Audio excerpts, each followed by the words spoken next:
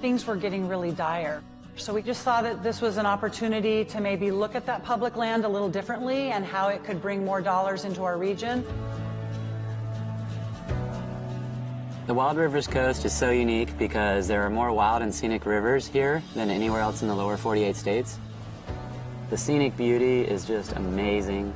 There's so many different places to go, from the national forest down to the protected ocean, and it's just a really special place. I guess I didn't really know how special it was, though, until I moved away to Portland and came back and saw all the potential here.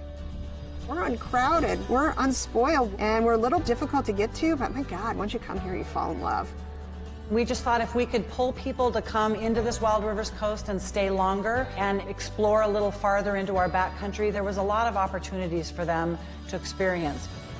I think our whole future is at stake here. This area is ready to go. We just need to give it a little kick in the butt. I'm gonna be honest, when the Rural Tourism Studio came here, I was skeptical because I didn't see far enough ahead that we actually could collaborate regionally, and I'm pleasantly surprised. It's been amazing. The Rural Tourism Studios was the first time we were able to come together as a region to talk about the future of our economy. If we can have a strong tourism economy in this area, it's going to benefit the whole community. We have to rely on ourselves, and I think through this program, it's sort of opened our eyes to what we could do when we work together. Community leaders really focused on 3 areas: outdoor recreation, food and agricultural tourism, and really building community relationships. In our area, a lot of the food that's grown all gets shipped away. And so now we're realizing that we can capture some of that local food that's grown here. The Eat Fresh and Local Action Team has hosted a series of networking events bringing together the area growers with the area vendors so that we could have more local food available to the visitors to our area. And now we're seeing more local food in our grocery stores, in our restaurants, and we have a new local food co-op. We created a farm trail from Bandon to Port Orford. We did 9 U-Pick farms, and it just gained traction, and people loved it. Langlois is less than 500 people. It's very small. So we have to bring in tourists. And being on the farm trail, even though it's just beginning, has really helped do that. We really want to make it a destination for anybody. My mom and I began Dragonfly Farm just 3 years ago. When I found out that I could grow a seed and turn that into food, it was like, oh my gosh, why wouldn't you do this? I just quit my day job and I just signed the paper to be an official co-owner of the farm. This is what I want to do for the rest of my life and grow with the community. Out of the Outdoor Recreation Action Team, we came up with a series of maps that show where the best...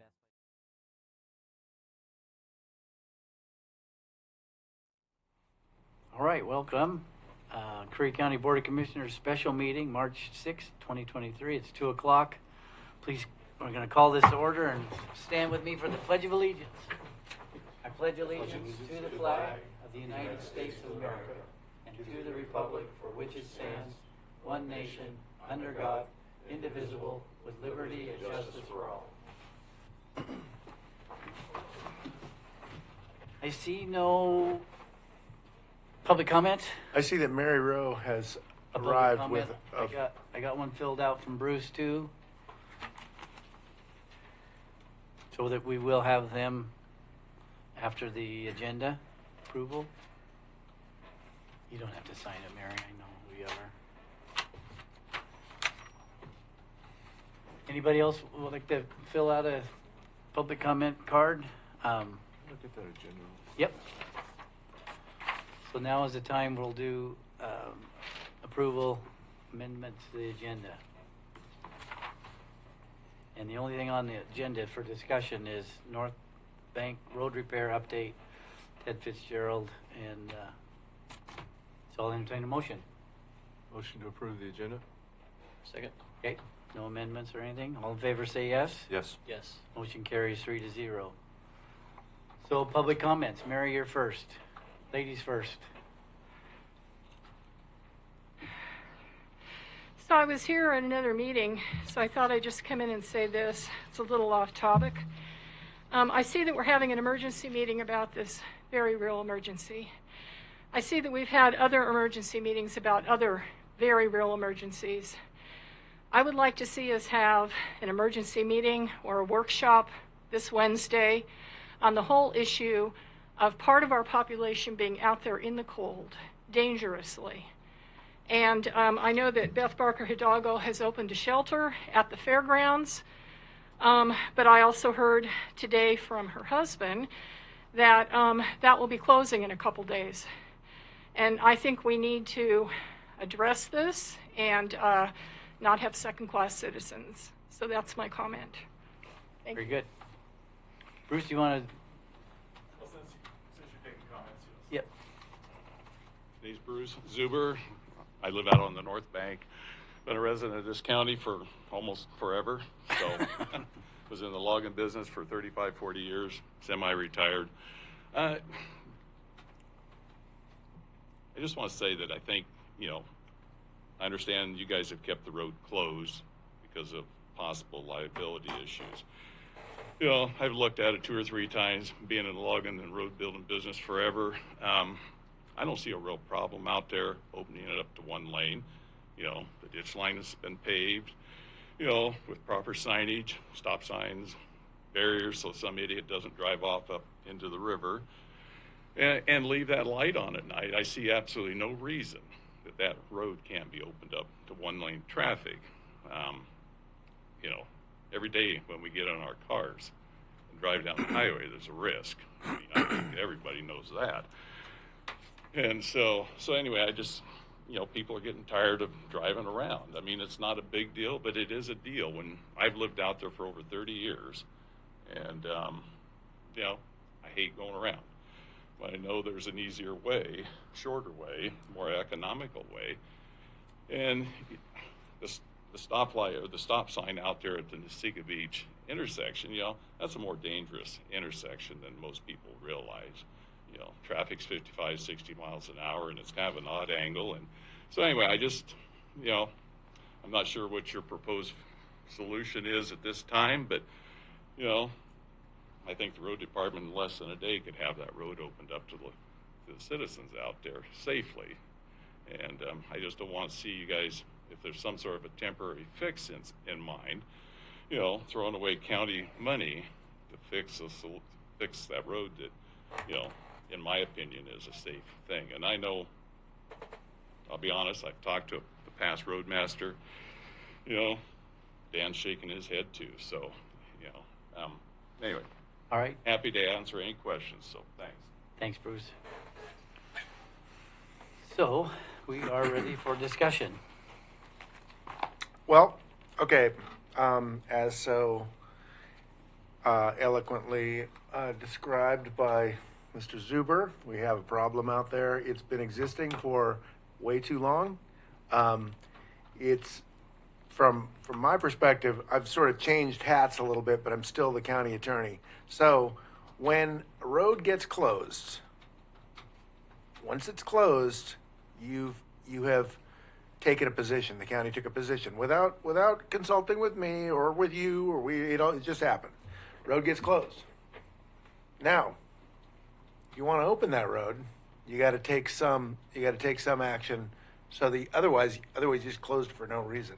So we got to looking at it, and we all went out there the first day, and we saw that the rivers when the river's low, you're right. If the river comes up again, things are going to move. But in the meantime, we tried to figure out. We contacted Chris Ells, the geotech, and I think that was late January. We finally had a meeting on the site, and would have been great to have had that meeting earlier. But Chris Ells was asked to develop some plans. Those plans were communicated to the county some weeks ago, and I was made aware of them last week.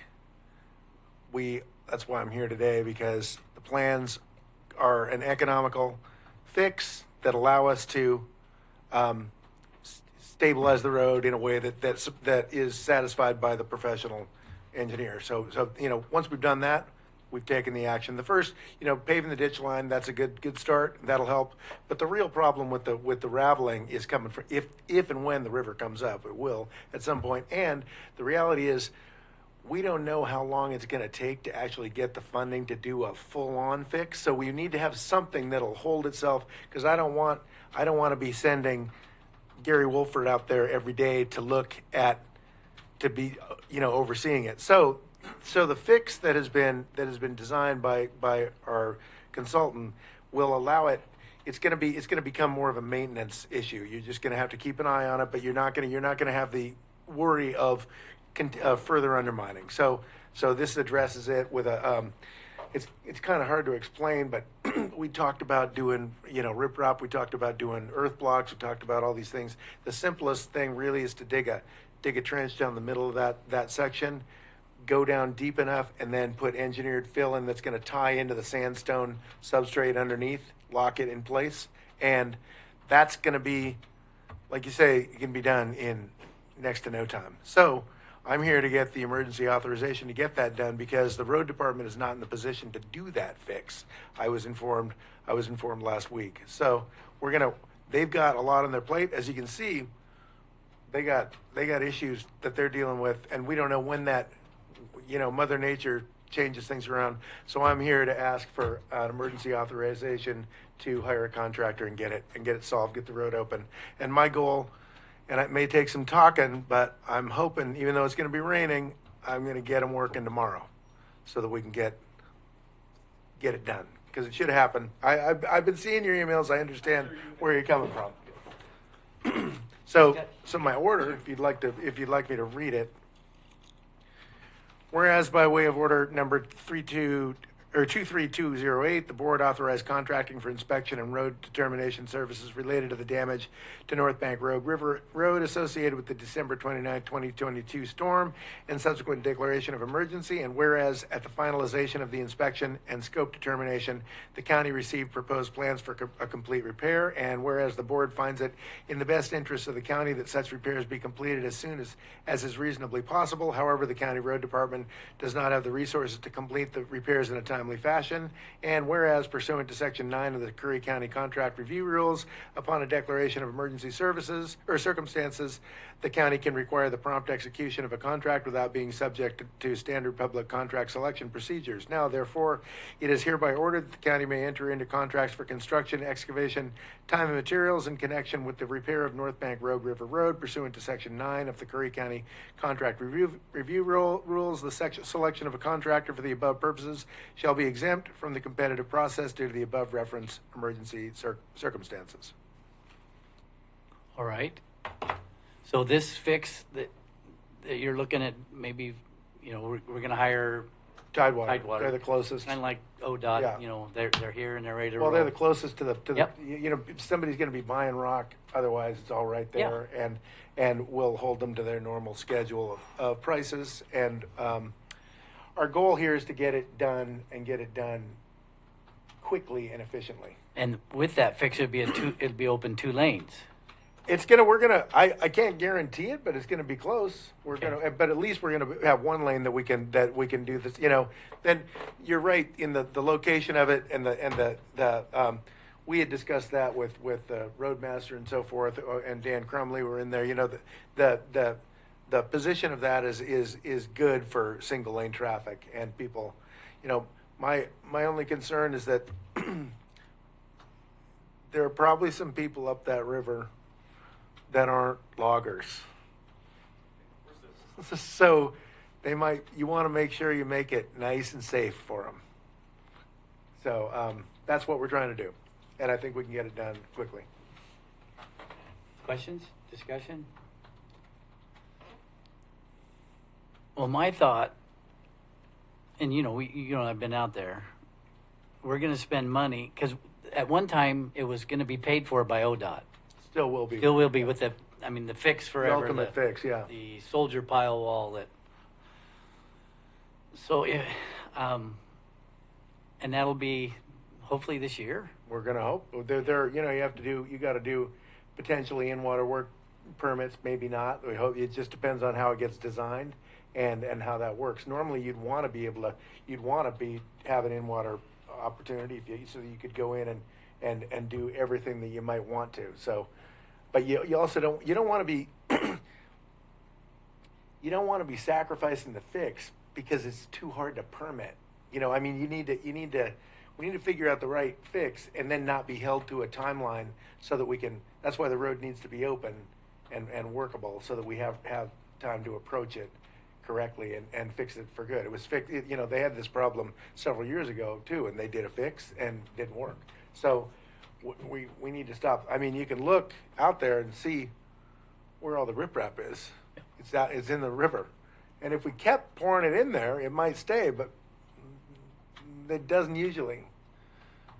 You don't want me. Yes, I mean it's going to be expensive to fix it right. Yeah.